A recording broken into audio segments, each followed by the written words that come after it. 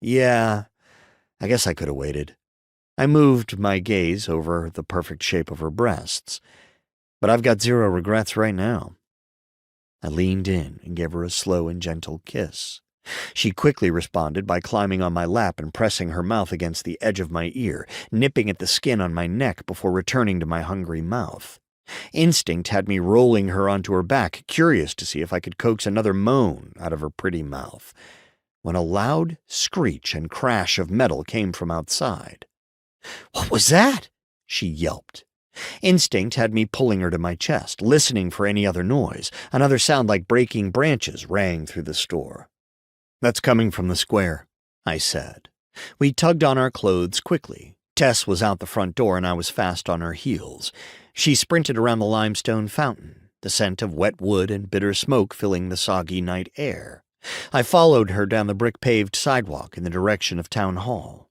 When we reached its wide fan of a lawn, we found a black car smashed into a century-old oak that shaded the old gazebo in the summertime. "Call 911!"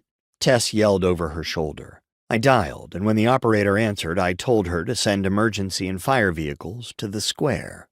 Tess sped across the lawn, and I caught up to her side. When we reached the vehicle, I yanked open the door, but the driver's seat was empty. "What the hell?" I said over the downpour that was currently soaking us. Tessa's cheeks lost all their color. She scanned the streets, her gaze darting to Town Hall before she started running again. She sprinted through the wet grass in the direction of the cement steps that led up to the hall's main door. A shadowed figure with a hoodie pulled over their head sat on a lower step. I picked up my pace as the sound of sirens filled the air. When Tess finally reached the bottom of the steps, she came to a skidding halt. The dark figure was bent forward, cradling a small, wet creature. Mrs. Vanderpool's dog, Baby. "Are you all right?" There was a catch to Tessa's voice I didn't understand.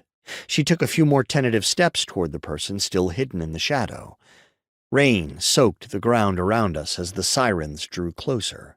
She bent down slowly, surveying a river of blood that flowed down the person's chin.